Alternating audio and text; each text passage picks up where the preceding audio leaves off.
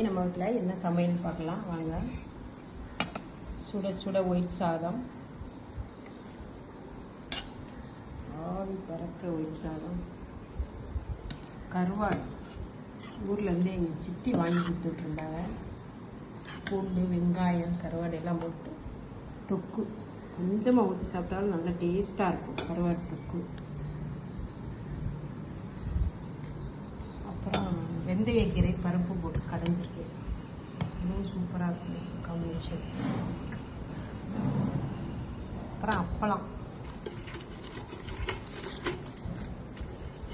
பூ எல்லாம் சேர்த்தோம். அப்புறம் கருவாடு, அதே கருவாடு போட்டு பொரியல் பண்ணியிருக்கேன். அந்த தயிர் சாதத்துக்கு சூப்பராக இருக்கும் அந்த பொரியல். வெங்காயம் அதெல்லாம் போட்டு நல்லா எண்ணெயிலே ஃப்ரை பண்ணுறது சூப்பராக இருக்கும். அப்புறம் தயிர், அவ்வளோதான். வாங்க சாப்பிட்லாம்.